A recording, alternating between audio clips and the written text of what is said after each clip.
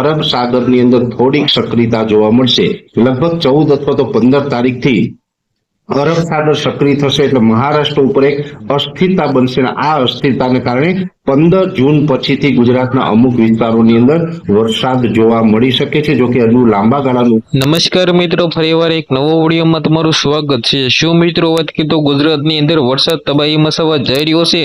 જી આ મિત્રો વાત કરીએ તો પરેશ ગોસ્વામીની સૌથી મોટી આગાહી આપી દેવામાં આવી છે. જી આ મિત્રો વાત કરીએ તો આજે ભાઈ ગુજરાતની અંદર ક્યાં વરસાદ તબાહી મચાવવાનો છે. વિડીયો એન્ડ સુધી જોતા રહેજો. તમે એ વિડીયો ક્યાંથી જોવો છો, તમારા ગામનું નામ કમેન્ટ કરીને અવશ્ય જણાવવાનું ભૂલતા નહીં, કારણ કે બધા લોકોને ખબર પડે કે તમે ક્યાંથી વિડીયો જોવો છો અને તમારા ગામની અંદર વરસાદ છે કે નહીં એ પણ બધા લોકો ખાસ કરીને મિત્રો કમેન્ટ કરી દેજો.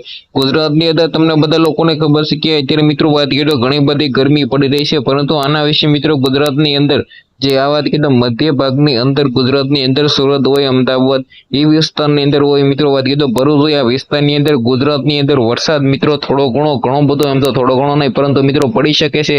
સાથે મિત્રો વાત કરીએ તો ગુજરાતની અંદર અત્યારે ભાઈઓ ખૂબ જ ગરમી છે. આ વિસ્તારની અંદર મિત્રો વાત કરીએ તો તમને બધા લોકોને કહી દો કે વરસાદ પડી શકે છે. તો ખાસ કરીને મિત્રો વાત કરીએ તો તમે આના વિશે શું કહેશો? વિડીયોને બને એટલો શેર કરીને સબસ્ક્રાઇબ કરવાનું ભૂલતા નહીં. આજના વિડીયોમાં એટલી જ માહિતી. આપણે એક નવો વિડીયો મળીએ.